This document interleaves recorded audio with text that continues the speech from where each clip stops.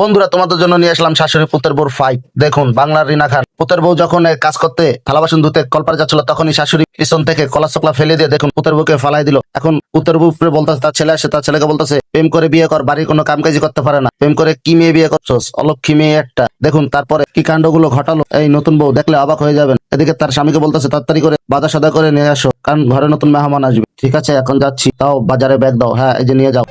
বাবুর দিয়া গয়নাটা দেখাও মাসিকে। মা, গয়নাগুলো লকারে নেই। কি?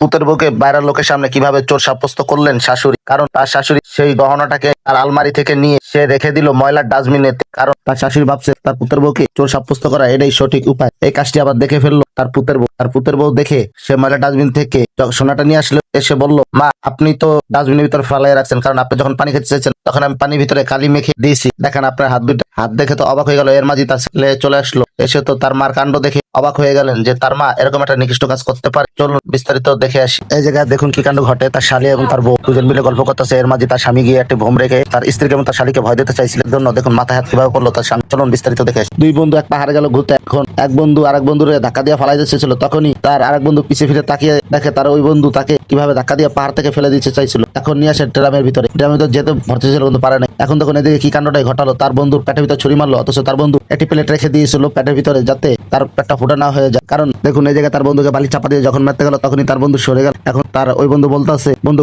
এখন তুমি বিয়ে করতে পারো। আসলে এটা ছিল তাদের সবই সাজানো একটি নাটক, কারণ তার এক বন্ধু বিয়ে করতে চায়। এখন ওই বন্ধু বলতেছে তুই বিয়ে করার আগে পরীক্ষা দিয়ে নি। দেখুন এই জায়গায় আবার পানি খাইতে দিল, পানির ভিতরে বিষ মিশিয়ে রাখছে। এখন বলতেছে বন্ধু, বা বন্ধু তুমি পাস, তুমি এখন বিয়ে করতে পারো। দেখুন এখন যখনই বিয়ে করলো, বিয়ে করে বাসর ঘরে গেল। বাসর ঘরে যাওয়ার পর তার নতুন স্ত্রী তাকে গুলি করে মেরে ফেললো। সর্বশেষ বেচারার মৃত্যুই হলো। ধন্যবাদ বন্ধুরা, ভিডিওটা কেমন লাগলো অবশ্যই তোমরা কমেন্টে জানিয়ে যাবা, কারণ ভিডিওটা আমার কাছে খুবই ভালো লাগে। ধন্যবাদ।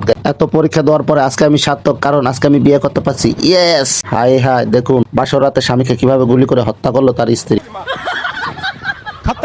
দেখুন দাদা মনের দুঃখে ঘরে এসে বৌদির সামনেই খাটের উপরে হাউমাউ করে কান্না করতেছে। তার কারণ কি তা বুঝলাম না। গাইস, তোমরা যদি কেউ কারণ জেনে থাকো অবশ্যই কমেন্টে জানাও। বাসার নিচে যখন বাচ্চাদের খেলা করছিল, তখনই হঠাৎ করে ইট ভেঙে পড়লো। তাই দেখে বাচ্চার মা দৌড়ে এসে তার বাচ্চাদের সরাসরি দেখালো, মা তোমরা যদি এখানে খেলা করো তাহলে এরকম তরমুজের মতো চ্যাপ্টা হয়ে যাবা, তাই তোমরা একটু সাবধানে থাকবা। ঠিক আছে মা, আমরা খেলবো না। ওকে ঠিক আছে বোন, চল আমরা খেলনা করি। দেখো জানলা পাশে দাঁড়িয়েছে। তা মা দেখে বললো, দাঁড়াও, তুমি জানলা পাশে ধাক্কা দিও না, তাহলেই করবে না। এই দেখো বেলুন দিয়ে তাদের বাচ্চাদের বুঝালো। বাচ্চারা তো দেখে অবাক হয়ে দেখুন কি কাণ্ডগুলো ঘটালো। তারপর পাঙ্খার উপরে যখনই বেলুন খেলা করছিল, তখন পাঙ্খার উপরে ঘুরতেছিল, তখনই তার বাবা এসে দেখে গেল। দেখার পর বলছে, মামা দাঁড়াও, তুমি এখন খেলা করো না। এই দেখো পাঙ্খারাতে খেলা করলে দেখো কি কাণ্ড ঘটে। তখন গিয়ে একটা বল উড়াই মারলো। মারার পরে তাদের মাথায় লেগে দাদা ঠুস করে পড়ে গেল। এখন দেখুন রান্না করতেছে, তার ভিতরে বাচ্চারা এসে চুলার পাশে খেলনা করতেছে। তখন দেখুন বাচ্চার মায়ের দেখে একটি রুটি নিয়ে দেখালো বাচ্চাদের যে, মা তোমরা যদি এরকম করো তাহলে এরকম পুরে তোমরা ছাই হয়ে যাবে। চলো তোমরা এখন খাওয়া দাওয়া করবা তোমার বাবাকে সাথে নিয়ে। ঠিক আছে মা, চলো, আমরা আর কোনো দুষ্টামি করবো না। আচ্ছা ঠিক আছে মামুনি, চলো। ফোন ছাড়া খেতেই চায় না। নিজের হাতে কবে যে খাওয়া শিখবে?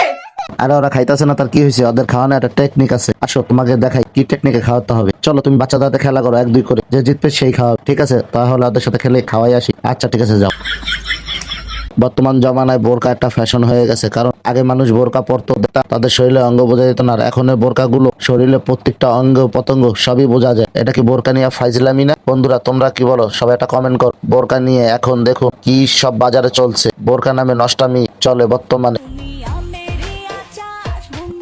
দেখুন এই জায়গায় গার্লফ্রেন্ড বয়ফ্রেন্ড বসে রয়েছে। এখন হঠাৎ করে তার প্রেমিকা বলতেছে যে, সোনা একটা কথা প্রশ্ন উত্তর তুমি আমাকে দাও তো। হ্যাঁ কি বলবি বল। আচ্ছা সোনা তুমি বলো তো, পৃথিবীর বুকে সবচেয়ে শক্তিশালী পুরুষ কারা? যারা ফুটবল খেলে তারা, না যারা ক্রিকেট খেলে তারা? আরে শালা বোকাচোদা, শোন, পৃথিবীর ভিতরে সবচেয়ে শক্তিশালী পুরুষ তারা যারা খাটে খেলতে পারে। দেখুন এই জমানা কোথায় গেছে। মেয়ে চলে আসছে ছেলের বাসায়। আসার পরে যখনই তার বয়ফ্রেন্ডের সাথে একটা ছবি তুলতে হয়েছে, তখনই পিছ থেকে একটি মেয়ে এসে পড়লো। তারপরে যে ঘটনা ঘটলো দেখলে অবাক হয়ে যাবেন। খতম, bye bye, tata, good bye.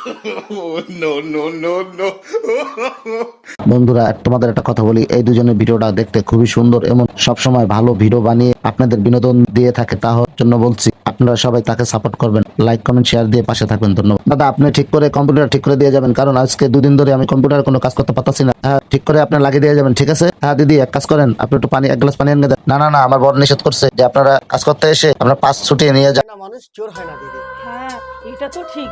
আচ্ছা দাঁড়ান, আমি আপনার জন্য জল আনছি। দিদি শোনে, হ্যাঁ বলুন। অচেনা মানুষ চোর হয় না। হ্যাঁ ঠিকই বলেছেন দাদা। ঠিক আছে, এখন আপনার জন্য জল এনে দিচ্ছি। এখন যখনই জল আনতে গেল, শালা কুত্তার বাচ্চা হারামজাদা, আমার কম্পিউটার তখনই পিছ থেকে সে আরেক ঘরে এসে কম্পিউটারে কাজ করতেছিল। তখন এসে তো কম্পিউটার মিস্ত্রিকে না পেয়ে দেখুন যখন গালাগালি করতে গেল তখনই তার স্বামী মুখ বন্ধ করে এনে দেখালো এই ঘরে কাজ করতেছে পলায়ন। তাই দেখে বৌদি অবাক হয়ে গেল। এই শোনো, বাড়িতে আত্মীয় হয়েছে, যাও বাইরে থেকে খাবার দাবার ভালো করে কিনে নিয়ে আসো। আর শোনো, আনার সময় তুমি ঢেকে আনবা, কেউ দেখাবা না, সরাসরি এনে আমার হাতে দিবা। আচ্ছা ঠিক আছে, আমি যে নিয়ে আসতেছি। এখন দেখুন বাইরে থেকে যখন তার স্বামী কিছু কিনে কেটে নিয়ে আসলো তখন দেখুন পিস পকেটে এবং বুকে রেখে আনলো। সেম টু সেম দেখা যায়। মনে হলো আমার কাছে যে সে একটা নারী। তাই তার আত্মীয় স্বজন দেখে অবাক হয়ে তাকিয়ে রইল যে ছেলে আমাদের কি কাণ্ডই ঘটালো।